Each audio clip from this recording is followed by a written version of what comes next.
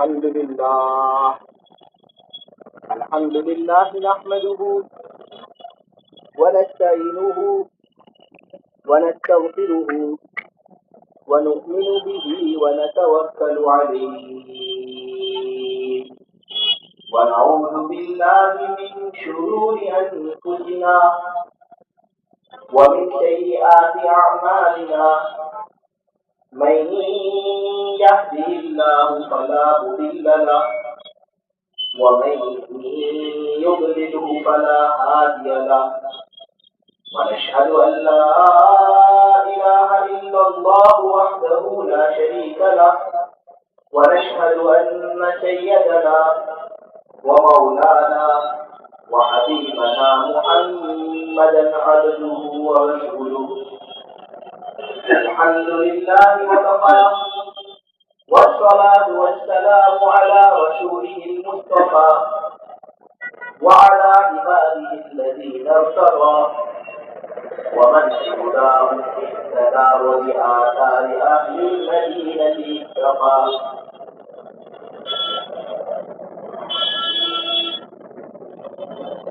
میرے عزیزوں، اللہ تبارک و تعالی نے سورہ حجرات کی آیت نمبر 11 کے ایک ایسی زبردست آیت ہمارے سامنے جاری کی کہ یہ ایک آیت ہے، لیکن معاشرے کے اندر اگر اس آیت پر عمل کیا جائے تو نفرتیں جو انسانوں کے درمیان، جو لڑائی جھگڑے انسانوں کے درمیان ہوتے ہیں، وہ اس آیت پر عمل کرنے کی برکت سے ختم ہو جاتے ہیں۔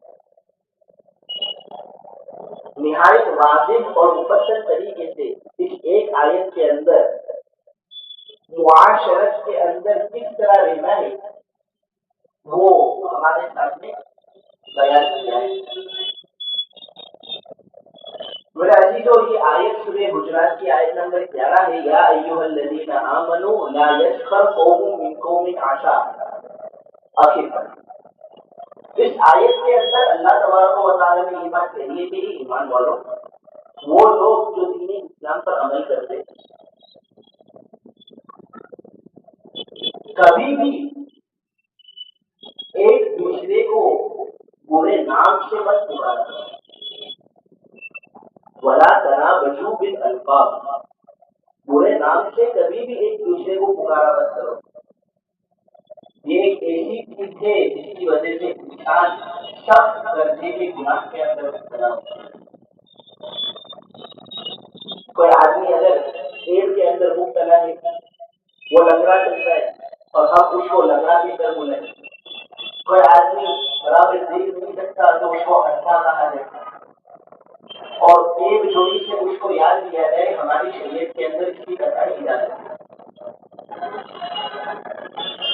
میرے عزیزوں، یہ جو عیوب ہم دوسرے لوگوں کی طرف منسوخ کرتے ہیں، ہو سکتا ہے کہ وہ عیوب ہمارے اندر بھی، ہم اگر دوسرے لوگوں کی چال ڈھال دیکھ کر ان کو ایک کا نشانہ بناتے ہیں تو ہمارے اندر بھی کچھ عیوب ہے، اور وہ بھی اللہ تبارک و تعالیٰ کی بنائی ہوئی ایک مخلوق ہے۔ اگر ہم ان کا بنا بنائیں گے، ان کو برے ناموں سے یاد کریں گے، ہو سکتا ہے کہ کوئی ہمارا بنا دے۔ اس سے ایسی حرکت سے اولاً آدمی اپنے آپ کو بچائے۔ یہ پہلا سبق تھا آج کی اس مختصر گفتگو میں، کہ کبھی بھی ایک مسلمان دوسرے آدمی کو ایک کے نام سے یاد نہ کرے، برے القاب اس کو نہ کرے۔ ہاں، اگر کوئی آدمی ایسا ہے کہ اس کی پہچان ہی وہ بن گئی ہو، جیسے بعض لوگ ہوتے ہیں کہ ان کی پہچان ہی وہ ایک والا نام بن جاتی ہے۔ کوئی آدمی کالے رنگ کا ہے لیکن اب لوگ اس کو کلو کے نام سے نہیں جانتے، تو اس طرح شریعت کے اندر اس کو بلانے کی اجازت ہے، کیونکہ اگر ہم اس طریقے سے اس کو نہیں بلائیں گے تو کوئی پہچان ہی نہیں۔ تو اس طرح اگر پہچان مقصود ہو، ایک مقصود نہ ہو، تدبیر مقصود نہ ہو، تو اس طرح شریعت کے اندر اس کی اجازت ہے۔ بہت سے نام اس طرح ایک والے احادیث کے اندر بھی مشہور ہے۔ ایک امام تھے جو لنگڑے تھے، اور ان کا نام کیا ہے بہت سے لوگوں کو معلوم ہی نہیں، تو لوگ ان کو آرج آرج کہہ کر بلاتے تھے، یعنی لنگڑا۔ اسی طرح ایک آدمی تھے، بڑے آدمی تھے، وہ لوگوں کو باتیں دکھاتے تھے لیکن ان کی آنکھ کے اندر کمزوری تھی، تو لوگ ان کو آمش آمش دے کر پکارتے تھے کہ یہ وہ آدمی ہے جن کی نظر کمزور ہے۔ ایک آدمی وہ تھے کہ ان کی جو نگاہ ہوتی تھی وہ چھوٹی ہوتی تھی، تو لوگوں کو اکبر دے کر پکارتے تھے۔ معلوم ہوا کہ اگر کسی کی پہچان ہی اس طرح بن گئی ہو تو اس طرح اس کو اے والے نام سے بلایا جا سکتا ہے، بشرطے کہ تصدیق مقصود نہ ہو، پہچان مقصود۔ تو یہ تھا سب سے پہلا سبق۔ دوسرا سبق یہ، اللہ تبارک و تعالیٰ کہتے ہیں ایمان والوں ایک دوسرے کو تانا مت، اپنی زبان کو بے ایمان استعمال کرنا، اس طرح کے لوگوں کو تکلیف ہو، خاص زبان کے ذریعے سے تم لوگوں کو تکلیف پہنچا اور تانا دو، یہ بھی مضمون ہے، یا ہاتھ کے ذریعے سے کسی کو تکلیف پہنچا دو، یہ بھی مضمون ہے۔ یہ جو ہم تانا وغیرہ دیتے ہیں تو یہ بغیر زبان پر وہ نشر نہیں، میرا عزیز ہو، ہاتھ وغیرہ کے ذریعے سے بھی تانا دیا جا سکتا ہے، اشاروں کے ذریعے۔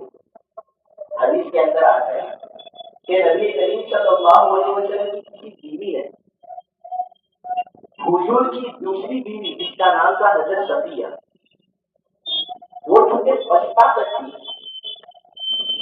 اور ان کی ہائٹ تھوڑی نیچی تھی، اس وجہ سے اپنے ہاتھ ہی سے اشارہ کر کے اس بیوی نے نبی کریم صلی اللہ علیہ وسلم کے سامنے یہ بات چاہی تھی کہ صفیہ تو یہ فقط اتنا کیا، یعنی اس سے اشارہ ان کے پستا ہونے کی طرف۔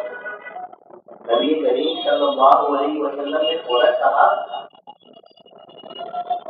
تو نے ایک ایسی بات کہی ہے کہ اگر اس بات کو سمندر کے اندر بھی ملایا جائے تو پورا کا پورا سمندر کروا ہو جائے۔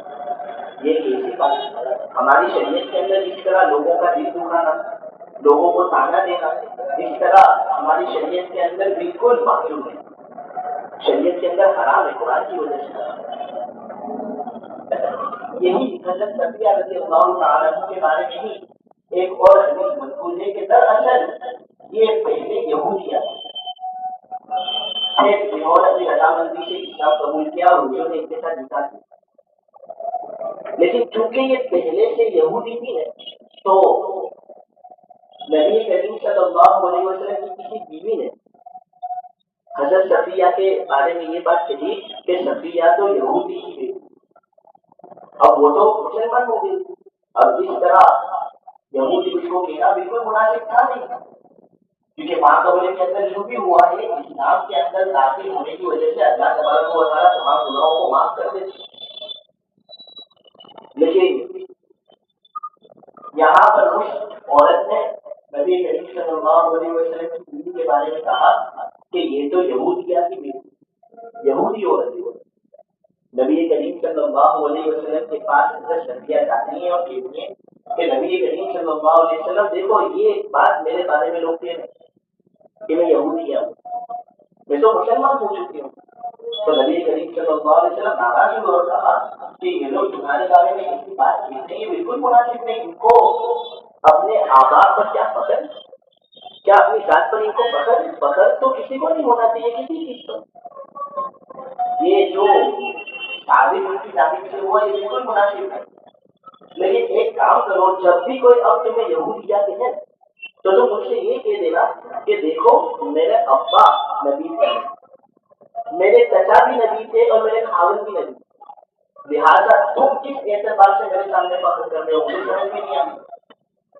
ان کے ابا نبی تھے اس سے مراد موسیٰ علیہ السلام، ان کے چچا نبی تھے اس سے مراد حضرت ہارون علیہ السلام، اور ان کے خاوند نبی تھے اس سے مراد نبی کریم صلی اللہ علیہ وسلم۔ تو یہ تھا آج کے اس درس کا دوسرا سبق کہ ہمیں کسی دوسرے مسلمان کو تانا نہیں دینا، بلکہ کسی دوسرے آدمی کو تانا ہی نہیں دینا، امن و امان کے ساتھ رہنا ہے، زندگی گزارنی، کسی کو تکلیف دیے بغیر۔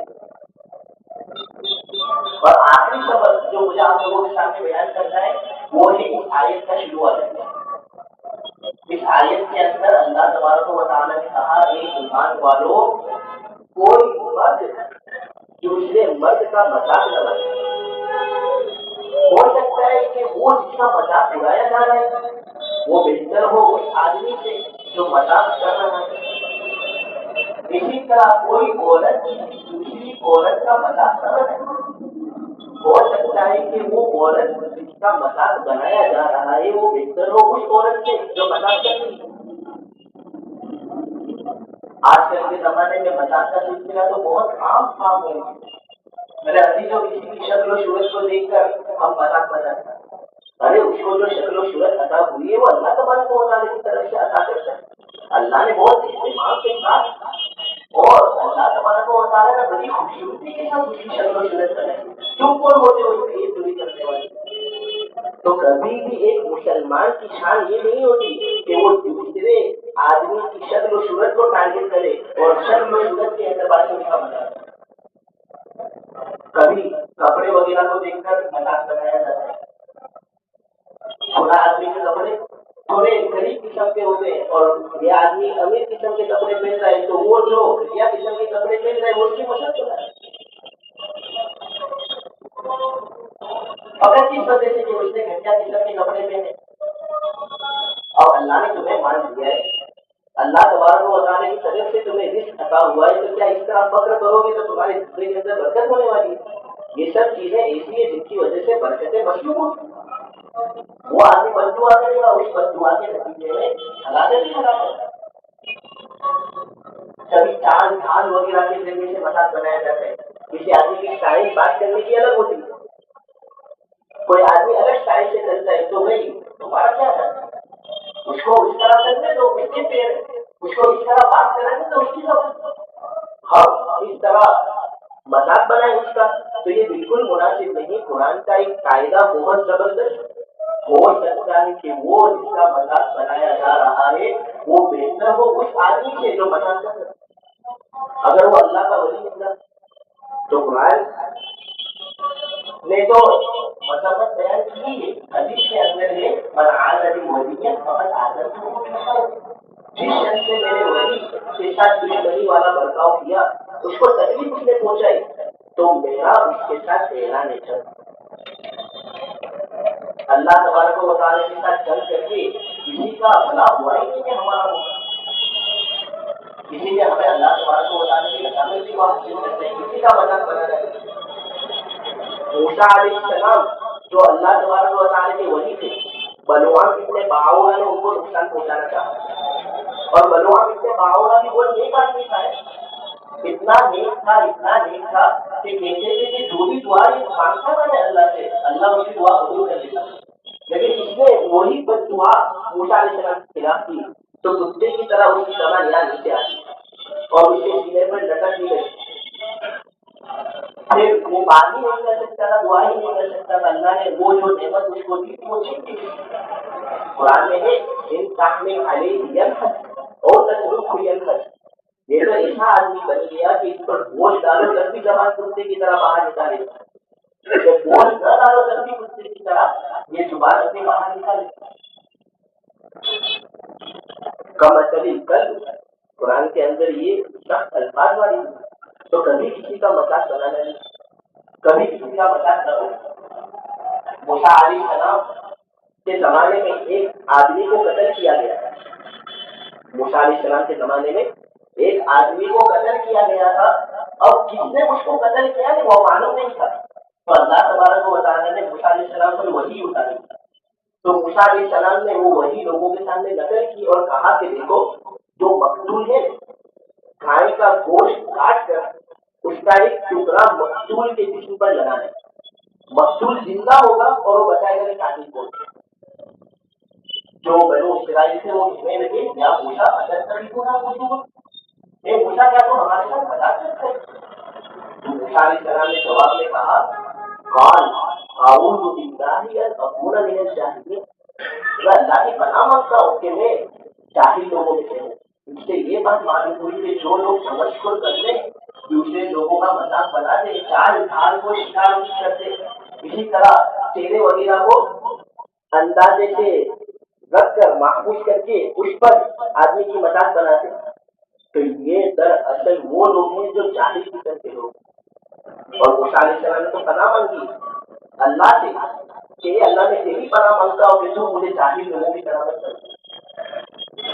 حضرت عبداللہ ابن مسعود رضی اللہ تعالیٰ عنہ نے یہ بات کہی ہے کہ میں ڈرتا ہوں اس بات سے کہ میں کسی کتے کا مذاق کر رہا ہوں. کتے جو ہوتے ہیں نا گلیوں کے اندر یہاں وہاں دوڑتے رہتے، میں ڈرتا ہوں اس بات سے کہ میں کسی کتے کا مذاق کر رہا ہوں کہ دیکھو وہ کتنا گندا پہ چل رہا ہے، کس طرح بھونکتا ہے وہ. میں اس لیے ڈرتا ہوں کہ مجھے ڈر ہوتا ہے کہ کہیں میں اس کا مذاق بناؤں گا اللہ مجھے خود کا نہ بنا دے. تو ہم تو اشرف المخلوق کا اس کا مذاق بناتے ہیں، دوستوں کے اندر جاتے ہیں ٹھٹا بازی کرتے ہیں اور کسی کی بھی مذاق بنا لیتے ہیں. اور افسوس کا مقام پہ میرا عزیز یہ ہے کہ ہم نے ہمارے علماء کو بھی اور بڑے بزرگوں کو بھی اس معاملے میں چھوڑا نہیں. سب چیزیں بڑی سستی ہوگی، سب چیزیں بڑی آسان ہوگی. اللہ تبارک و تعالیٰ ہماری حفاظت کرے، اولا میری حفاظت کرے، اس کے بعد آپ لوگوں کی حفاظت کرے. 3 سبق اس بات سے ہم کو حاصل ہوئے. نمبر 1، کسی کا مذاق بنانا نہیں ہے. نمبر 2، کسی کو تانا نہیں دینا ہے. اور نمبر 3، برے الفاظ سے کسی کو متصل نہیں کرنا. اللہ تبارک و تعالیٰ کہنے کو قبول فرمائے، سننے کو قبول فرمائے، سب سے زیادہ عمل کی توفیق